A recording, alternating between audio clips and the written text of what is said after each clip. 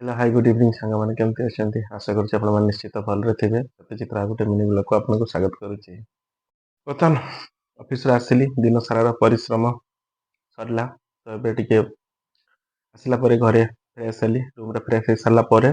टे चा बनैली कारण मुझे चा घरे बन पीवाई भल पाए बाहर के चा पीए को मत भल लगे बेले अधे केमती बाहर मुझे चा पी दिए ना बट सब पसंद करे घरे निजे बन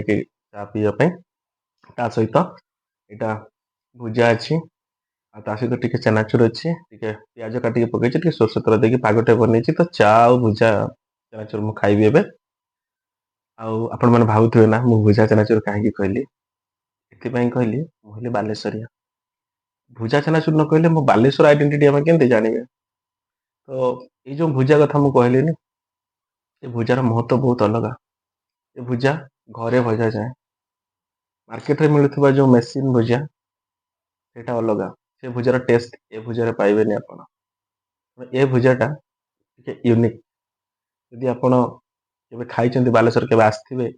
भुजा जो दुकान रे खाई तार महत्व निश्चित आप जानते तो चलतु डेरी करवानी जेहेतु चा भी ठंडा हो भुजा भी मोर रेडी हो गलानी मुझे खाଇବା स्टार्ट कली बढ़िया टेस्ट है आपण मैंने जब इवनिंग स्नाक्स करना आपण मैंने जाते इवनिंग स्नाक्स करेंगे आदि मोर ये भिडटा छोट भिडटा आपण मान को भल लगी आपण मैंने पसंद करें गोटे छोट लाइक टे करेंगे शेयर टे करेंगे